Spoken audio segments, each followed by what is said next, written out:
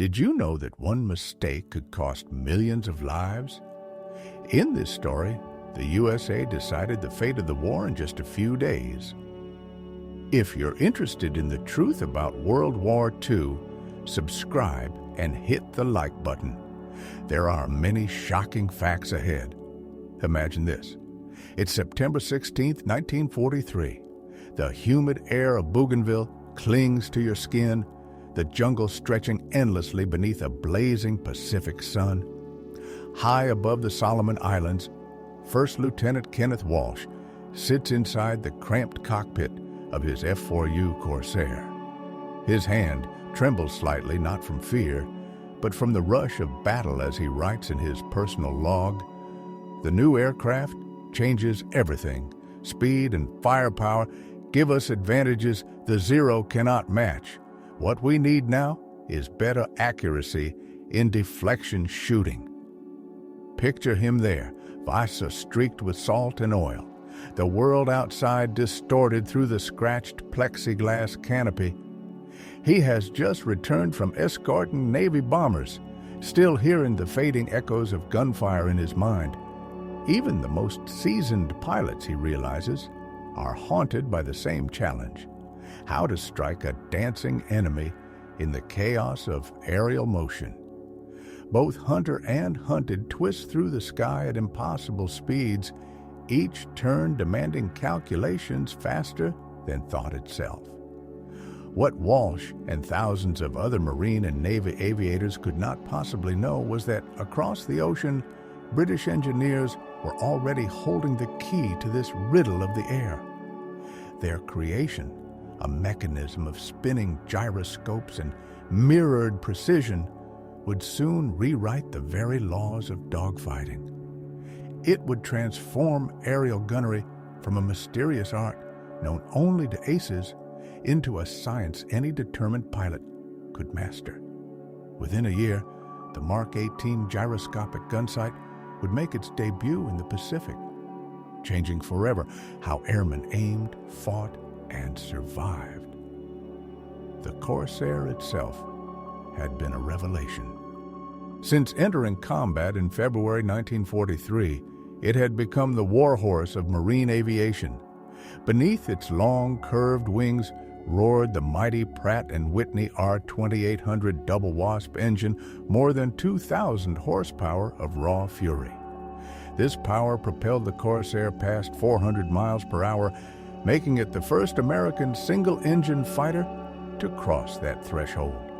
Its 6 Browning M2 machine guns, each spitting 50 caliber bullets at nearly 800 rounds a minute, unleashed devastation when skill met precision. But precision, that was the elusive prize.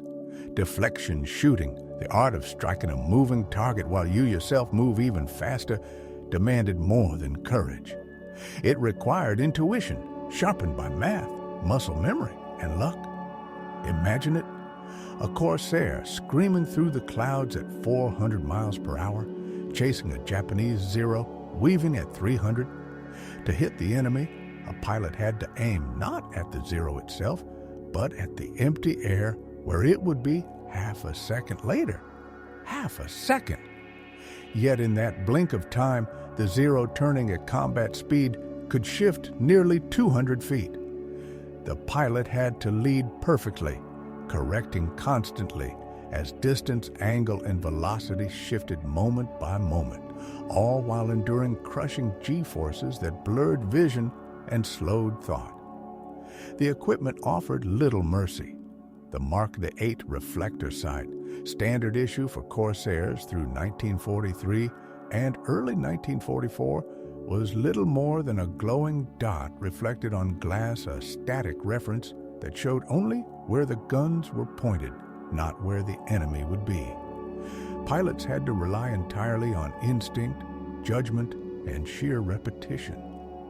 Some, after endless missions, developed a mysterious feel for the shot, a sixth sense that let them pull the trigger at just the right instant. Others never found that gift, their bullets forever chasing the ghosts of distant planes, Their ammo wasted precious rounds that had crossed 6,000 miles of ocean only to vanish uselessly into the sky. And so, as Kenneth Walsh closed his logbook that evening, he could not have imagined that the age-old struggle between instinct and calculation was already ending. The future of air combat was spinning quietly inside a gyroscope, waiting to bring order to the chaos of the clouds. Lieutenant Kenneth Walsh, a VMF 124, learned to land his shots the old-fashioned way, endless repetition and a rare, almost instinctive geometry of the sky. Ask yourself, what does it take to become an ace? For Walsh, the answer came on May 13, 1943, when he downed 3 Japanese fighters in a single day and became the first Corsair ace, his score rising to 6 confirmed victories.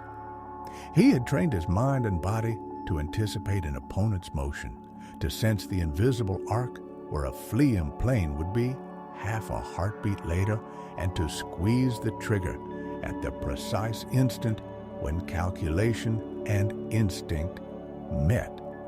Hundreds of hours in the air and an intuitive grasp of 3-dimensional movement made that possible. But such gifts were the exception, not the rule. Most Marine pilots arrived in the combat zone with roughly 200 hours of flight time to their names and only about 20 hours of gunnery practice hours spent firing at towed targets that flew straight and true. Confronted with nimble Zeros piloted by veterans, these men found the gulf between training and combat ruthlessly exposed. The combat reports of 1943 are stark.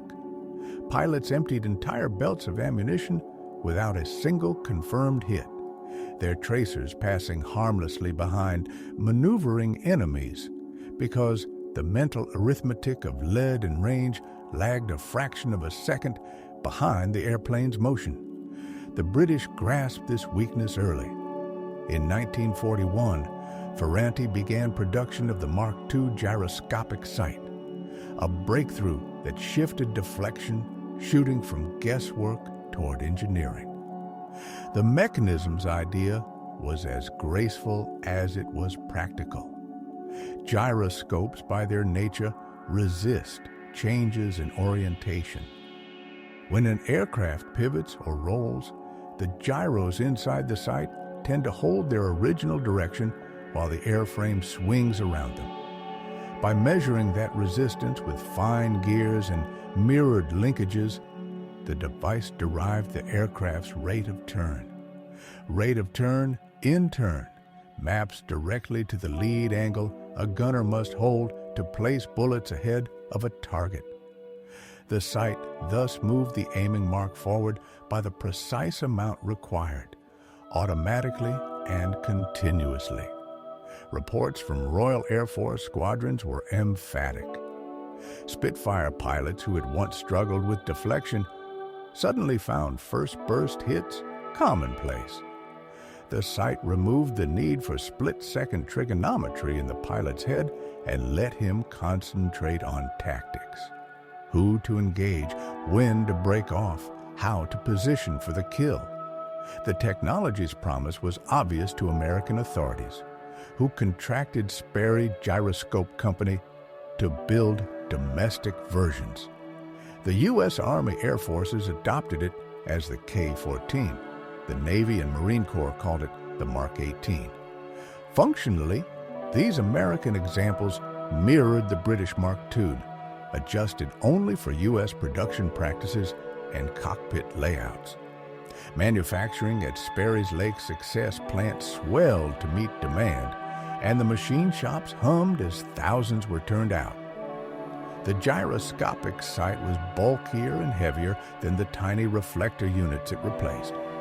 But every ounce and inch housed the mechanical intelligence that solved an age-old problem. Inside the sight's casing revolved 2 independent gyros to sense pitch and yaw. Once powered, they spun continuously and became the mechanical heart of an automatic fire control system that had defied pilots since the First World War. Design refinements drew directly from combat experience.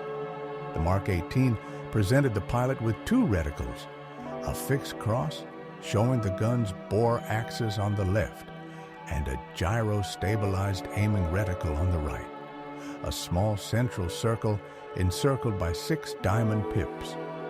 As the aircraft moved and the target wheeled, the gyro reticle marched ahead of the enemy by the exact lead angle the situation demanded. The pilot's routine simplified and required fewer mental leaps. He set the target's wingspan with a control on the sight, choosing from known values for enemy types, then used a twist grip built into the throttle to expand or contract the diamond ranging reticle until it matched the apparent wingspan of the foe. That mechanical step fixed the range in the sight's ballistic computation, allowing it to account for bullet drop. Once range and wingspan were set, the gyros took over, tracked the moving reticle, pressed the trigger, and the mathematics of the sight sent the bullets where the reticle promised. Production accelerated in spring 1944. The USAIF prioritized K-14 fittings for P-51 Mustangs and P-47 Thunderbolts, beginning in August 1944 for operations in Europe. Navy and Marine units followed with Mark 18 retrofits slated through the autumn and winter of 1944. The earliest Corsair squadrons to receive the Mark 18 were those preparing for carrier duty. VMF 124 and VMF 230 were fitted with the new sights during training at Naval Air Station Santa Barbara in late 1944, and in December they embarked aboard USS Essex, marking the Corsair's first foray into carrier-based operations. Individual pilots noticed the change immediately. Lieutenant Robert McClurg of the reformed VMF 214, who received a Mark 18 equipped Corsair in early 1945, had already scored victories in 1944 with the old reflector sight. Yet, in a letter home, preserved in Marine Corps archives, he described the gyroscopic sight as the difference between skilled guesswork and mechanical certainty. What had once taken years of seasoning could now be taught in hours. News of the American gyroscopic advantage reached Japanese naval intelligence by late 1944, gleaned from wreckage and captured documents. The findings were chilling. The Americans had developed a fire control system that all but removed human error from deflection shooting. Japanese tacticians realized at once that improved training or revised maneuvers could not erase the mechanical edge. No matter how polished a pilot's reflexes, they could not replicate the unerring mathematics of gyros spinning thousands of times per minute. Where Japanese fighters had long relied on superior agility to force imperfect shots, that safety margin began to vanish. Any Corsair that could close and set range would have a decisive chance to hit. Orders to modify tactics rippled through the Imperial Navy, not because the pilots had lost nerve, but because the calculus of air combat itself had changed. The order from Tokyo was clear and unyielding. Under no circumstances were Japanese pilots to engage Corsairs in prolonged turning duels. The sky itself seemed to have shifted in favor of the Americans. New doctrine demanded swift, slashing attacks diving from altitude in a single, decisive pass, before breaking away at full throttle. It was a reluctant admission that the age of pure maneuverability had ended. The Corsair's gyroscopic gunsight had rewritten the rules. The days when Japanese aces could dance through enemy fire, trusting agility and instinct to keep them alive, were gone. December 1944 marked a turning point. At the remote anchorage of Ulithi, VMF 124, under Major William Geezer, became the first Marine fighter squadron to operate from a fleet carrier, USS Essex.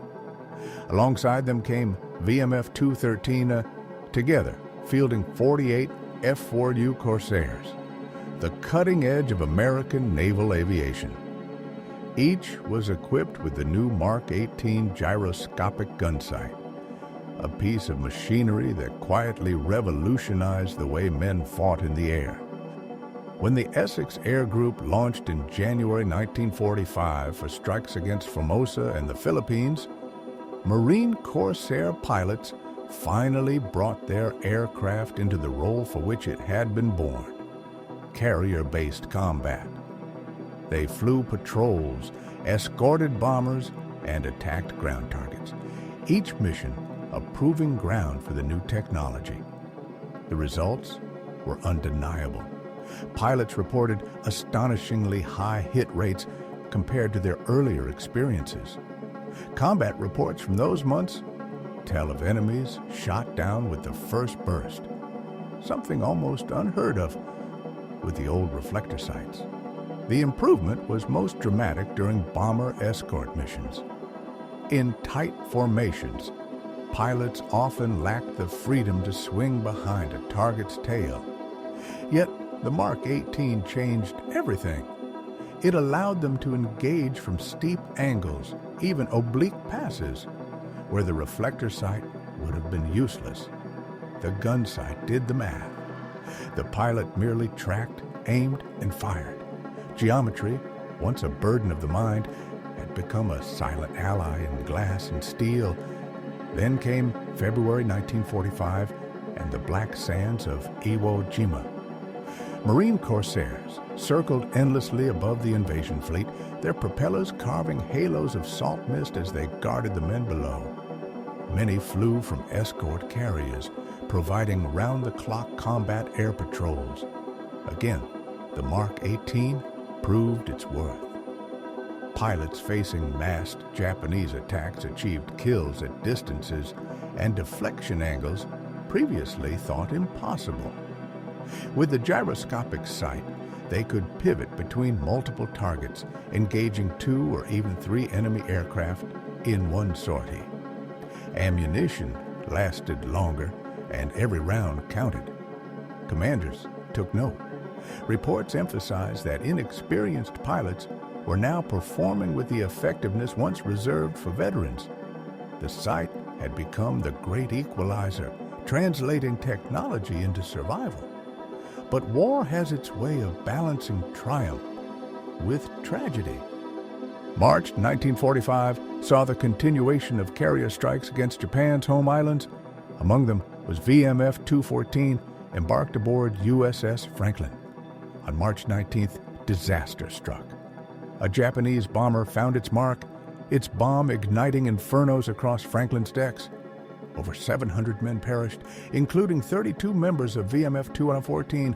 The carrier burned, drifted, and yet did not sink. The survivors carried on, flying again after the crippled ship limped to safety. Their endurance became a testament to the brutal courage of naval aviation. Even after such loss, the Corsairs kept flying. Through March, through April, the Marines continued their relentless pace. And as the Pacific tides turned once more, the calendar brought them to Operation Iceberg, the invasion of Okinawa, the next and bloodiest chapter in the story of the Corsair and its mechanical eye of precision, the Mark, shall we say, 18. Imagine the skies over Okinawa in the spring of 1945, a vast, swirling storm of fire and steel. The invasion fleet below stretched across the horizon, while above, the air pulsed with the drone of engines and the scream of diving aircraft. This campaign would become the crucible of the kamikaze, the most ferocious onslaught of suicide attacks in the entire Pacific War. Thousands of Japanese aircraft hurled themselves at the American Armada in a desperate bid to halt the inevitable. Amid this chaos, the Marine Corsairs, each armed with the Mark 18 gyroscopic gun sight, stood as sentinels of the fleet. The new sight proved devastatingly effective against the kamikaze's straightforward attack patterns. Unlike agile dogfighters, the suicide planes came in fast but predictably on fixed trajectories toward ships bristling with guns. For a Corsair pilot, this meant the impossible had become routine. Spot the incoming attacker, set the range using the sight's glowing reticle, and fire. First burst hits became the norm, not the exception. From April through June 1945, Marine air patrols tore through wave after wave of attackers. Hundreds of Japanese aircraft were destroyed in those months. Though surviving records do not break down kill counts by site type, every operational report from squadrons equipped with the Mark 18 echoed the same message: dramatic improvement in accuracy and efficiency. Yet the Mark 18's impact went beyond tactics. It reached deep into the psychology of air combat. Japanese pilots who lived through encounters with these new Corsairs spoke later of a haunting realization. Their evasive maneuvers no longer mattered. They could twist, roll, dive, and still the American tracers would find them curling through the air as though guided by fate itself. In post-war interviews, many described the gyroscopic sight as one of the most demoralizing weapons they faced.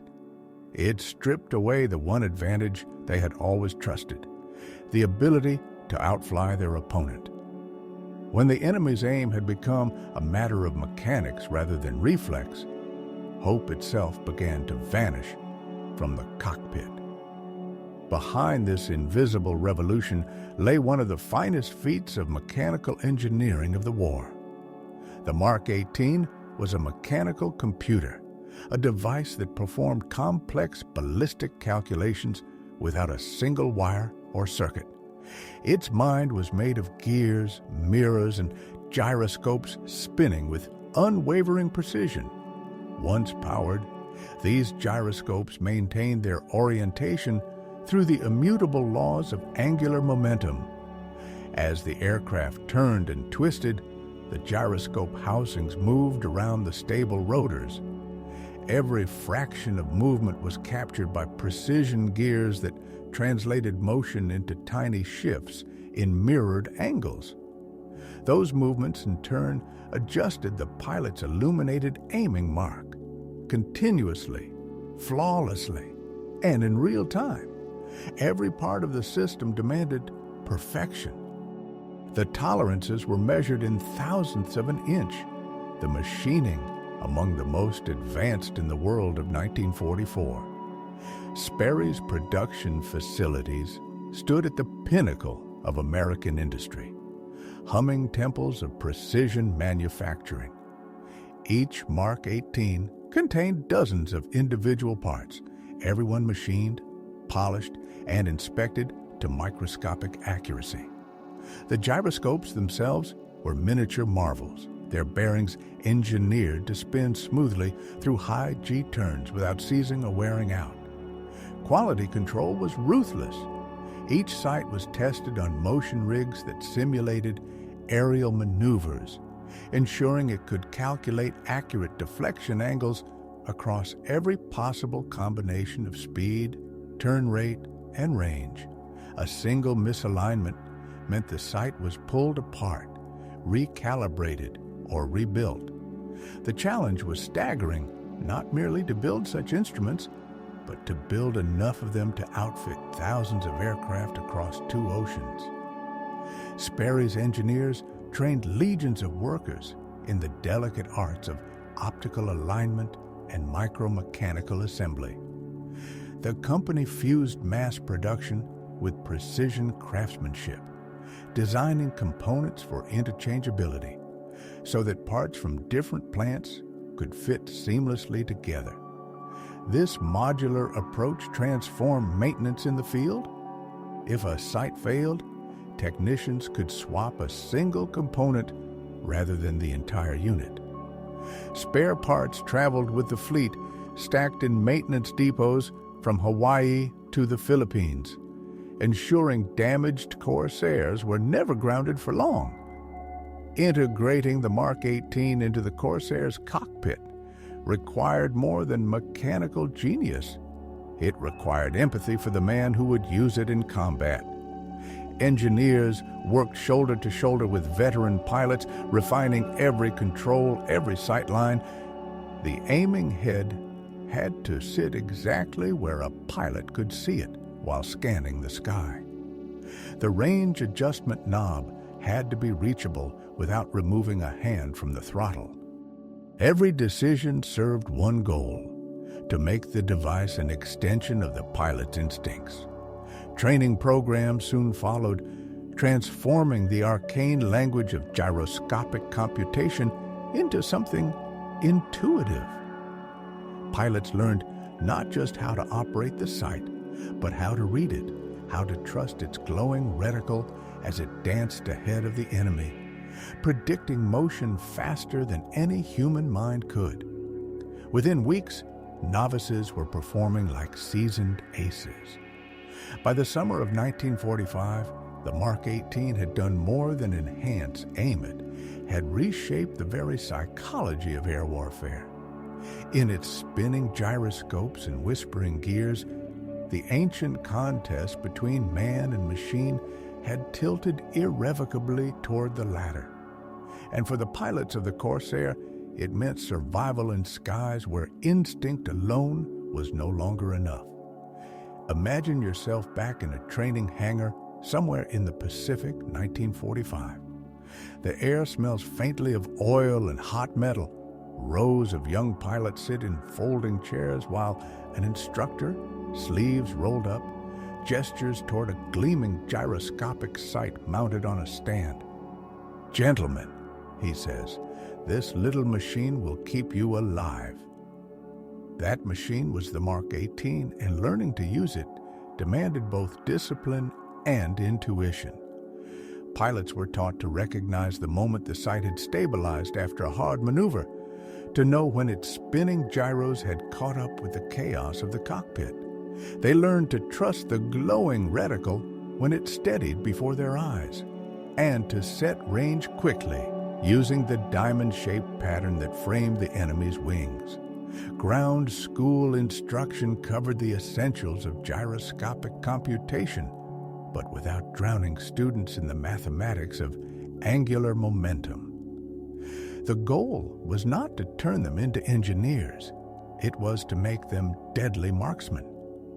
In flight training, Corsairs chased towed targets across the sky. Instructors drilled one lesson above all: smoothness. Jerky or erratic movement confused the gyroscopes, robbing the sight of its precision.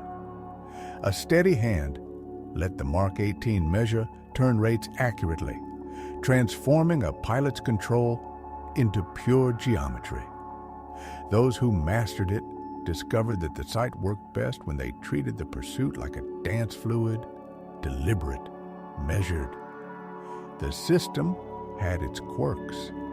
After violent reversals or sudden climbs, the gyros needed a few seconds to settle. During those moments, the reticle might drift, its calculations lagging behind the plane's motion. Veterans learned to anticipate these pauses.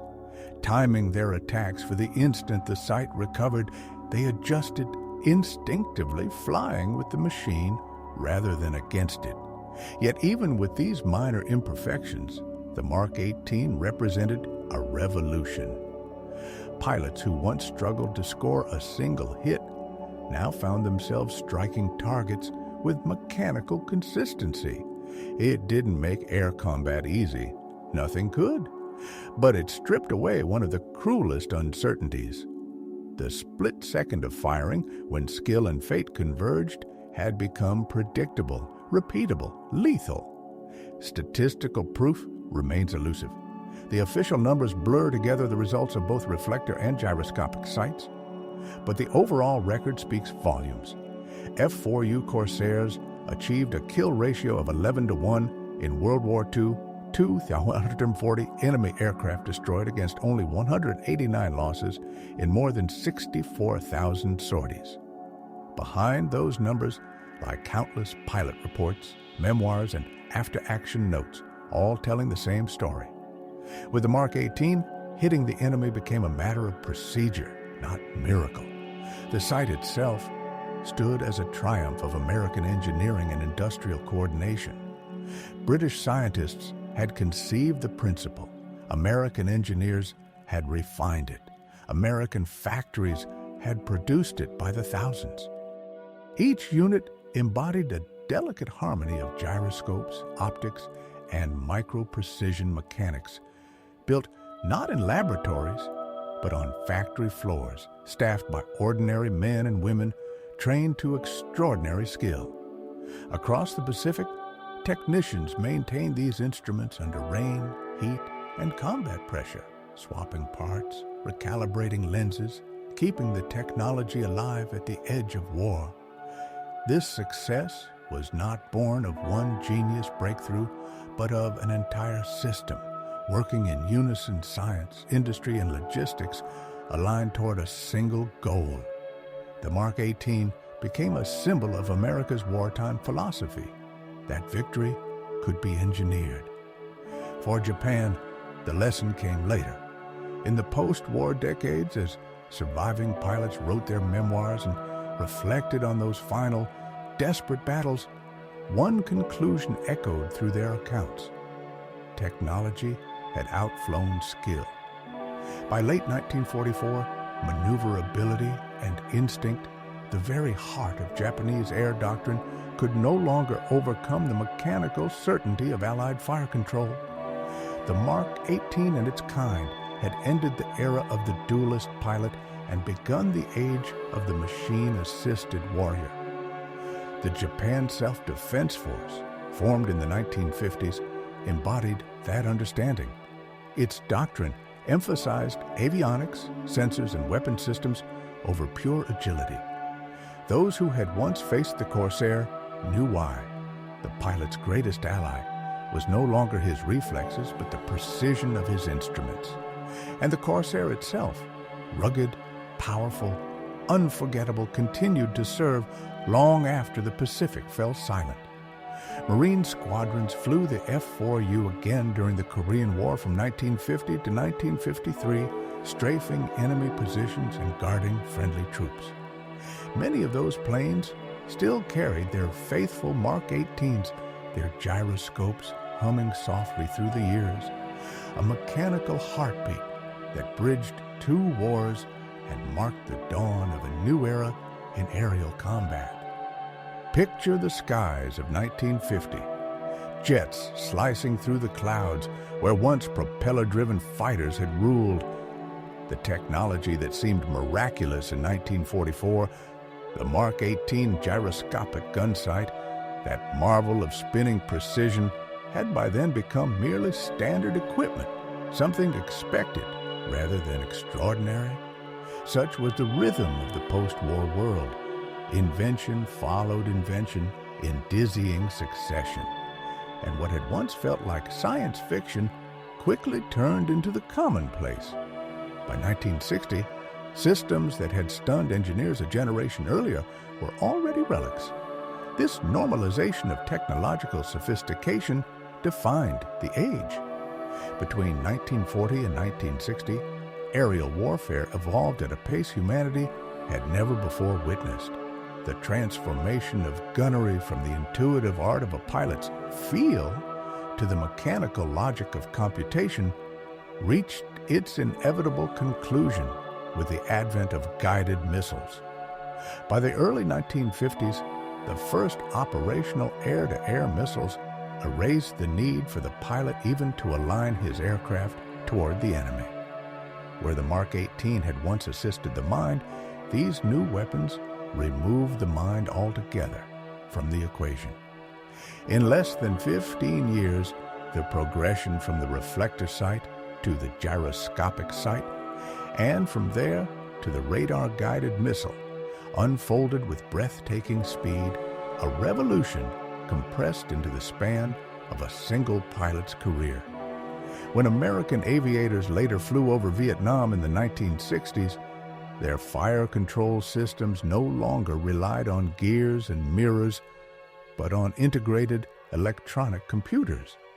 These advanced instruments fused radar ranging, ballistic computation, and automatic target recognition into seamless systems that bore little outward resemblance to the Mark 18. Yet beneath the circuitry and digital displays beat the same mechanical heart. Measure the aircraft's motion through gyroscopes, compute the required lead, and present the pilot with a firing solution that turned chaos into certainty. To understand the Mark 18's true role, one must look back to the statistical reality of World War II. Between 1943 and 1945, Marine and Navy Corsair squadrons flew tens of thousands of sorties over the Pacific, achieving an astonishing kill ratio of 11 to 1 to 2,140 enemy aircraft down for only 189 lost in air combat. This success was not the result of a single invention, but the product of synergy, multiple advantages converging at once. The Corsair's sheer speed gave pilots the freedom to dictate the fight, to attack or disengage at will. Its rugged frame absorbed punishment that shattered lighter Japanese aircraft. Its 6 Browning .50 caliber guns unleashed devastating firepower. And into this already formidable mix came the Mark 18, a refinement that sharpened every other strength. The sight did not create the Corsair's dominance, it amplified it. By removing the guesswork from deflection shooting, it allowed more pilots to make full use of the aircraft's potential. A rookie could now achieve accuracy once reserved for aces.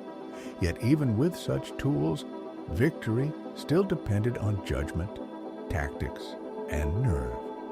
Technology could guide a hand, but it could not replace experience. The Mark 18 narrowed the learning curve, not the demands of combat. Viewed from a broader historical lens, the Mark 18 was one thread in a much larger fabric of American technological supremacy.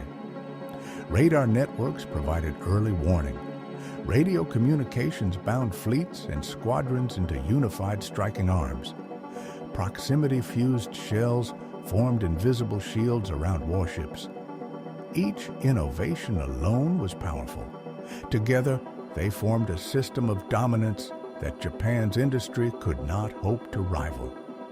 The Mark 18 was no wonder weapon, but a practical advancement, a tool that made the good better, that multiplied the lethality of what already worked. And in war, such incremental progress applied across thousands of aircraft and countless missions can tip the scales of history. Its legacy endured far beyond its mechanical parts. The creation of the Mark 18 had required an unprecedented collaboration between scientists, engineers, and combat pilots. Theoretical physics guided the gyroscopes. Manufacturing engineers mastered production tolerances that had once seemed impossible. Frontline aviators provided feedback that refined each new iteration. This dialogue between theory and experience became the blueprint for all future weapons development. Even the procurement philosophy it embodied left a mark. Rather than reinventing the wheel, the United States recognized British innovation and adapted it for mass American production. A pragmatic flexibility that became a hallmark of post-war military industry. And the manufacturing techniques born from the Mark 18 program modular design, interchangeable subcomponents, distributed assembly across multiple plants paved the way for later successes in jet engines, radar systems, and guided weapons. By the time the last Corsairs roared off carrier decks in the early jet age, the Mark 18 had already fulfilled its destiny. It was the bridge between eras, from muscle and instinct to circuitry and computation, from the art of aim to the science of precision. What began as a fragile mechanical brain of whirring gyroscopes in 1944 had, within a generation, become the silent logic behind every radar scope, missile lock, and flight computer that defined the modern age of aerial warfare. By the late 1940s, the ripple effects of the Mark 18 program were spreading far beyond the realm of aerial gunnery. The same production methods that had once built gyroscopic sights by the thousand now served radar arrays, aircraft engines, and the earliest electronic systems. America had forged not just a new weapon, but a new industrial philosophy one, capable of producing precision instruments on a scale that no other nation could match. The pilots who had flown with the Mark 18 formed a generation unlike any before them. They were men who had learned to bridge two worlds, the instinctive, seat-of-the-pants combat of the 1930s and the systematic, technology-assisted warfare that defined the post-war age. Many carried that experience into new conflicts and new doctrines. They flew jets over Korea, commanded training programs, and helped shape the tactical playbooks of the Cold War. Among them stood Lieutenant Kenneth Walsh, the first Corsair ace. In May 1943, he had mastered deflection shooting through instinct alone. By August 15th of that same year, he earned the Medal of Honor for attacking a superior force of Japanese fighters, despite serious damage to his aircraft.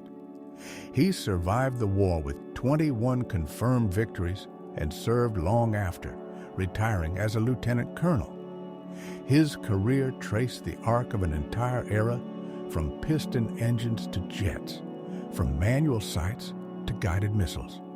Lieutenant Robert McClurg, another Corsair veteran of VMF 214, survived with 7 confirmed kills and stayed in the Marine Corps until 1965, retiring as a colonel.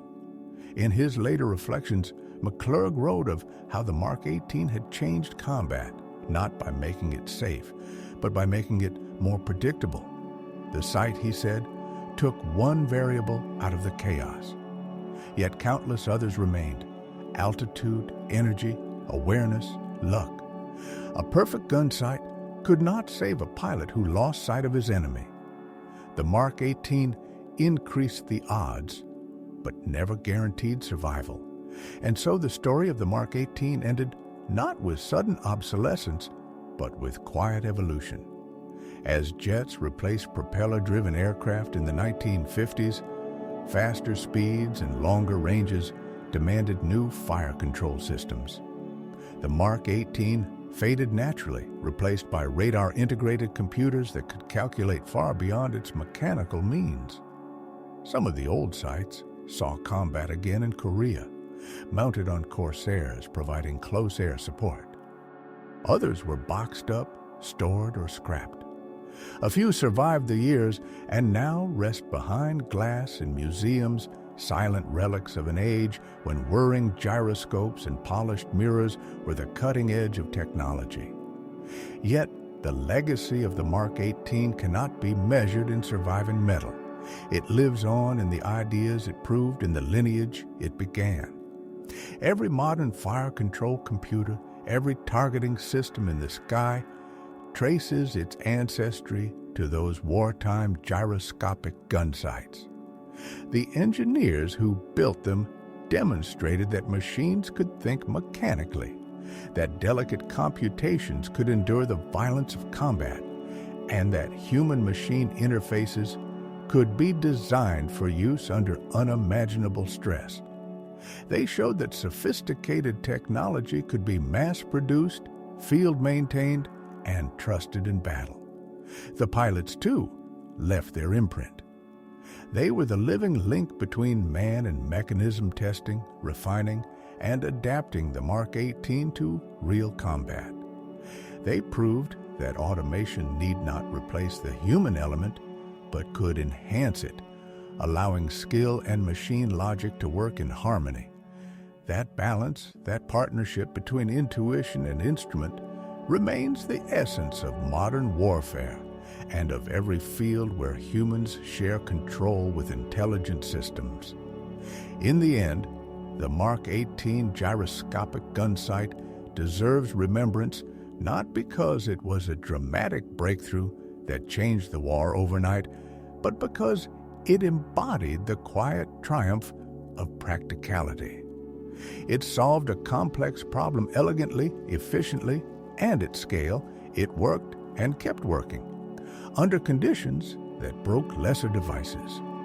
In an age that glorifies disruption and revolution, the Mark 18 stands as a reminder that progress is often built on incremental mastery, not sudden miracles. Its genius lay not in grandeur, but in reliability, and that, in war as in peace, is what truly changes the world. In the end, the Mark 18 story is not merely the story of a machine, it is the story of people solving problems.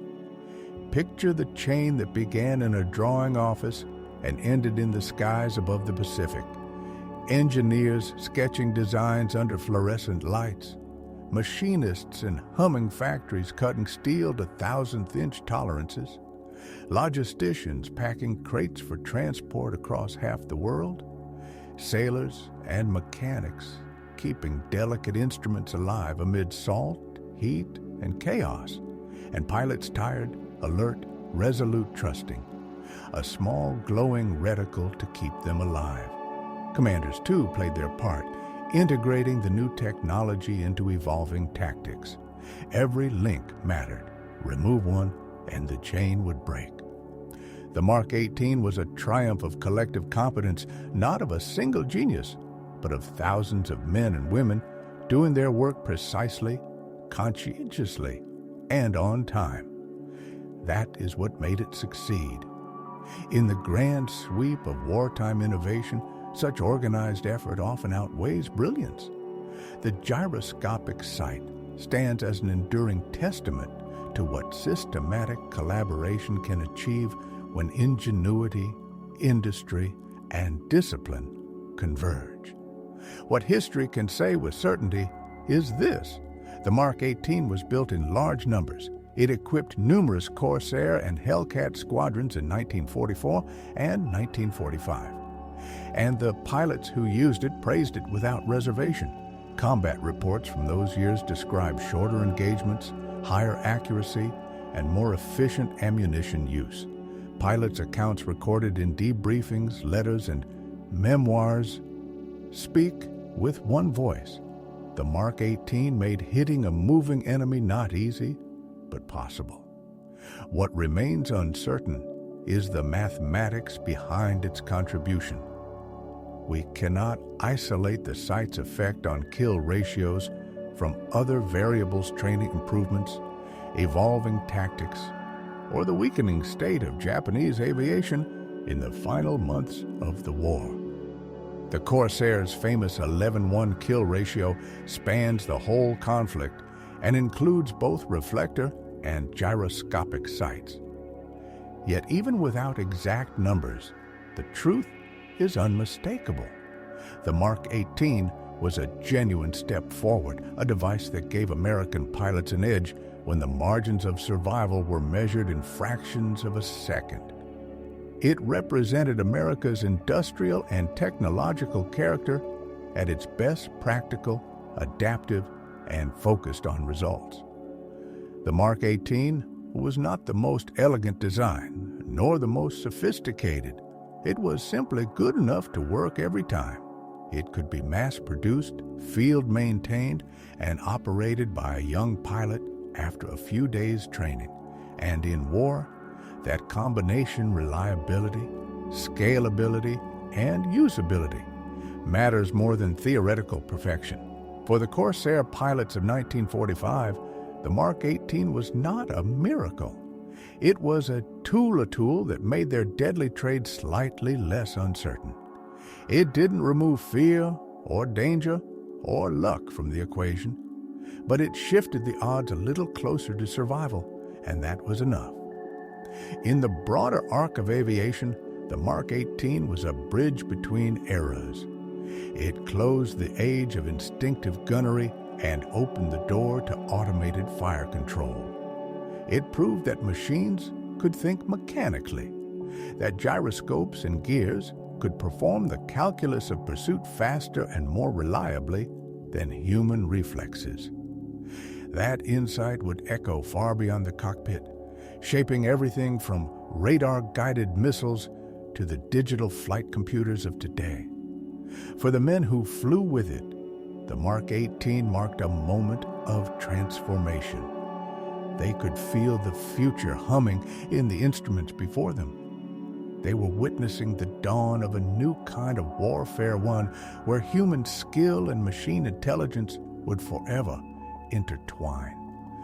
So the story of the Mark 18 ends as it began, with necessity meeting invention, with engineers and pilots confronting the impossible and solving it through will and precision. Japan had never imagined that a few spinning gyroscopes could turn Corsair pilots into sharpshooters of the sky. But that is precisely what happened. It is ultimately the story of how technology met combat and how collaboration met challenge. How the quiet efficiency of American industry multiplied 1,000-fold, transformed aerial warfare in the Pacific, one spinning gyroscope at a time.